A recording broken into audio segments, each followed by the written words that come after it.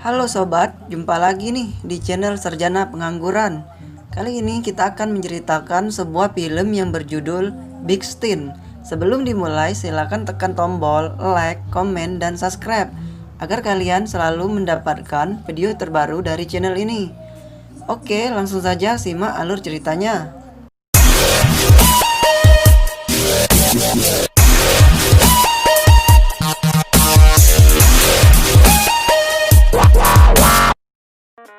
Scene dibuka oleh sebuah diskusi antara seorang pria yang menawarkan sebuah properti kepada seorang nenek tua.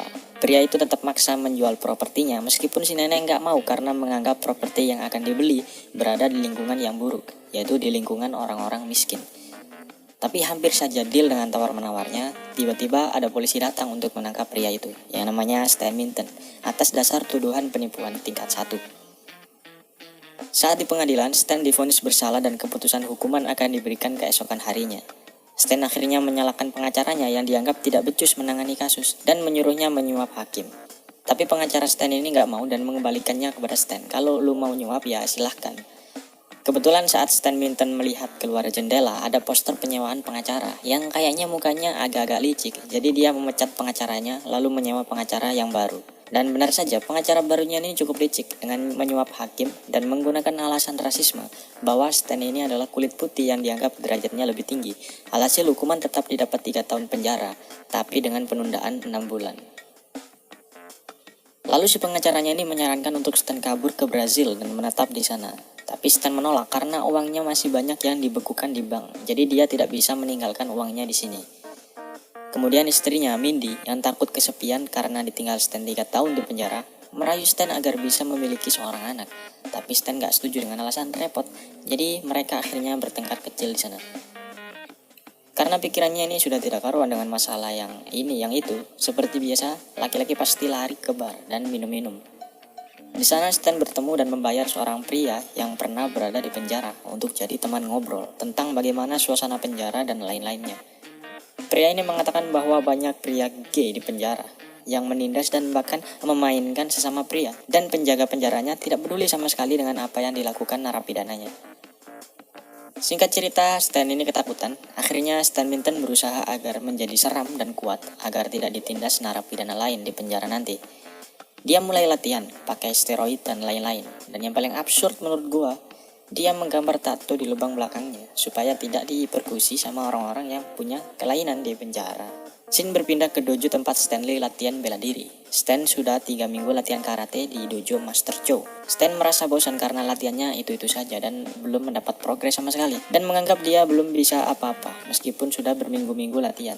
Jadi dia menantang salah satu murid di sana berharap bisa naik sabuk lebih cepat. Dan akhirnya kalah, lalu balik menghajar secara brutal. Akhirnya Stan diusir dari dojo tersebut. Di luar dojo, Stan bertemu dengan kakek-kakek tampan yang kuat. Dia bahkan bisa meremukkan pagar dengan satu tangan. Jadi Stan memintanya untuk jadi guru dengan janji memberikan bayaran saat uang di bank Stan sudah tidak dibekukan. Stan lalu mengajaknya ke rumah dan mengenalkannya ke Mindy dengan nama The Master. The Master punya kebiasaan buruk tentang kebersihan, kelakuannya yang cukup aneh dan selalu merokok. Jadi Mindy sedikit risih dan takut dengan The Master, tapi karena Stan sudah memaksa, akhirnya Mindy ini mengikuti saja. Latihan yang diterima Stan cukup ekstrim, dari meracik minuman aneh, makan kalajengking hidup, dan latihan semacam ini. Setelah beberapa hari latihan dengan The Master, Mindy yang tidak nyaman dan merasa Stan sudah tidak peduli lagi dengannya karena terlalu fokus dengan latihannya, akhirnya memutuskan untuk meninggalkan rumah. Singkat cerita, latihan Stan berlanjut. Dia latihan keras terus-menerus dan akhirnya sudah cukup kuat untuk merayakannya di bar bersama pengacaranya dan The Master.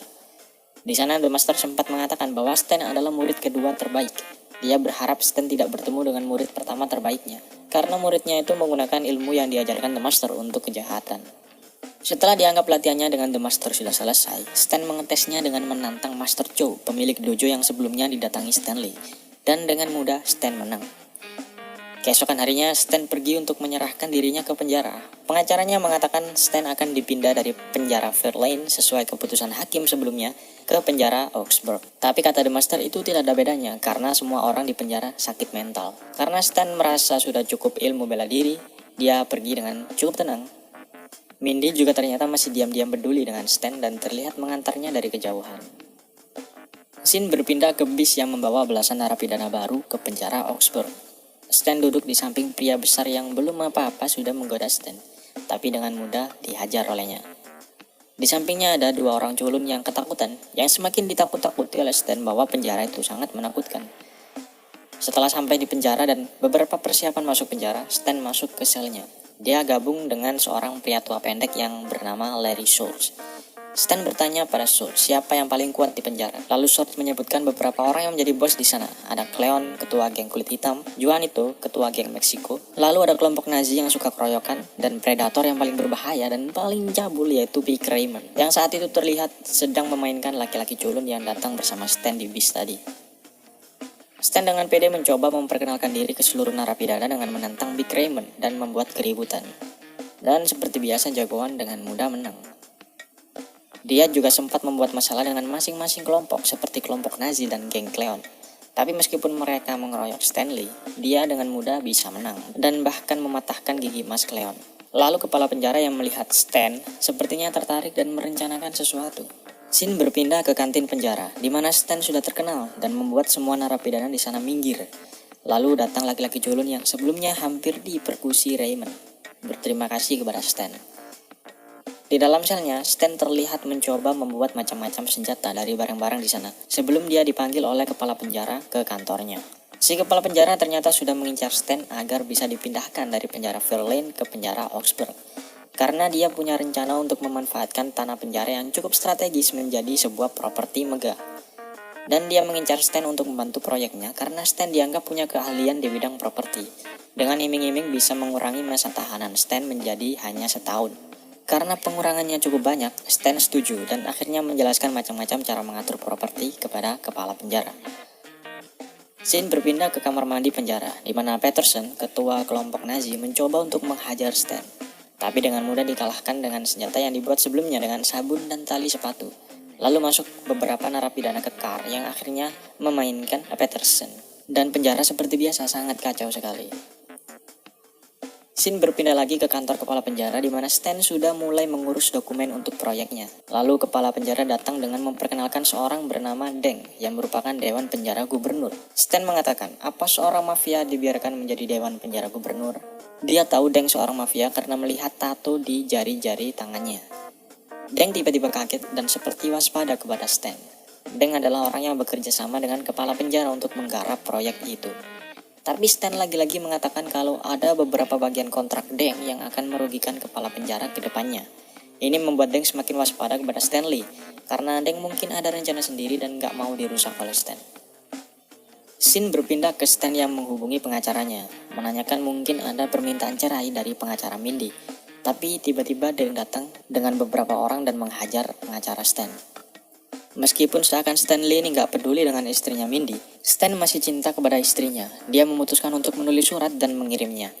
Di sisi lain, Mindy yang membaca surat Stan terlihat masih tinggal di rumah bersama dengan The Master. Singkat cerita, beberapa bulan di penjara sudah cukup membuat Stan terkenal dengan semua narapidana di sana. Dia mencoba mengubah kelakuan para narapidana di sana agar menjadi lebih baik, dengan mengumpulkan mereka di satu tempat lalu memberikan pengarahan. Stan membuang semua game dan film yang mengandung unsur kekerasan dan menyuruh mereka untuk melakukan kegiatan positif sesuai dengan ras dan kelompok mereka masing-masing. Dia juga melarang pemerkusian dan bahkan membantu Big Raymond mendapatkan pacar supaya tidak mengganggu narapidana lain. Di kantin, beberapa laki-laki yang merasa terbantu dengan pidato Stan sebelumnya yang melarang pemerkusian berterima kasih dan ingin bergabung menjadi geng Stanley. Karena Stan membolehkan, akhirnya banyak narapidana lain yang juga ikut bergabung ke geng Stanley. Lalu Schultz memberikan sebuah surat dari Mindy yang isinya mengatakan bahwa dia ingin bertemu Stan. Lingkungan penjara menjadi jauh lebih baik di bawah pimpinan Stan. Gak ada kekacauan, narapidana yang musuhan rukun lagi, dan bahkan yang sebelumnya agresif saling menyalahkan malah berebut minta maaf. Stan juga akhirnya bertemu dengan Mindy dan berbaikan. Kepala penjara yang tahu keadaan penjara menjadi seperti sekolah SD, terlihat kesal dan menyuruh Stan menghadapnya. Kepala penjara punya rencana agar keadaan penjara sangat kacau sampai tidak bisa dihentikan, supaya dewan penjara bisa memberi perintah untuk menembak mati semua narapidana, yang ujung-ujungnya berhubungan dengan proyek lahannya. Tapi karena Stan membuat penjara jauh lebih damai, itu kebalikan dari rencana kepala penjara. Jadi dia mengancam Stan akan dihajar oleh Deng yang saat itu menunjukkan kekuatannya terlihat cukup kuat. Pengacara Stan menyarankan untuk mementingkan diri sendiri, mengikuti semua rencana kepala penjara dan keluar secepatnya. Setelah berpikir matang, meskipun tidak suka, Stan memutuskan untuk mengikuti kepala penjara. Dia mulai membuat kerusuhan lagi dan dengan cepat penjara menjadi kacau seperti sebelumnya. Stan yang tahu akan terjadi kerusuhan besok menyuruh Sorge untuk tidak pergi ke halaman karena dia masih menganggap Sorge ini menjadi teman satu selnya yang cukup baik. Jadi dia menyuruh Sorge untuk tidak pergi ke halaman. Keesokan harinya, rencana kepala penjara dimulai. Dewan penjara sudah datang ke kantor. Penjaga penjara sudah menyiapkan macam-macam senjata untuk kerusuhan. Tapi Sorge yang tahu ada yang tidak beres membuat rencana dengan para narapidana lain. Di sisi lain, Stan yang sudah disepakati keluar lebih cepat menghadap beberapa dewan untuk mengurus pengeluarannya. Tapi di tengah-tengah keputusan, Stan merasa berat mengorbankan teman-teman narapidananya. Jadi dia memutuskan untuk mengacaukan pembebasannya dengan mengganggu salah satu dewan. Alhasil, bebas bersyaratnya ditolak, lalu Stan kabur. Narapidana yang mulai masuk ke halaman diam-diam dibekali senjata oleh para penjaga. Stan yang kabur lalu bertemu dengan Deng yang sudah siap mengajarnya karena Stan mengacaukan kesepakatan. Ternyata Deng adalah murid pertama terbaik The Master yang sebelumnya diceritakan. Jadi Stan sedikit kesulitan untuk melawan Deng, meskipun ya pada akhirnya menang juga. Stan kemudian keluar menyuruh narapidana untuk tidak berkelahi, tapi sayangnya tertangkap. Tapi untungnya Sorge sebelumnya sudah merencanakan sesuatu, di mana seluruh narapidana bukannya berkelahi, tapi malah menari dan berdansa bersama. Jadi penjaga tidak diwajibkan untuk menembak, dan tidak punya hak untuk menembak. Kepala penjara yang terlalu kesal melihat semuanya memutuskan untuk menembak mereka sendiri, padahal di sana ada dewan penjara yang menyaksikan. Sebelum dia membidik Stan dan akan menembaknya, Mindy dan The Master datang melumpuhkan semua penjaga bersenjata. 3 tahun setelah dipenjara, Stan diperbolehkan bebas. Leo Pepper, pengacara Stan sebelumnya, menjadi tahanan baru di sana. Kepala penjara sebelumnya terlihat rukun dengan Big Raymond. Setelah mengucapkan perpisahan kepada narapidana di sana, Stan keluar dengan tumpangan Mindy dengan The Master dan putrinya terlihat ada di dalam mobil.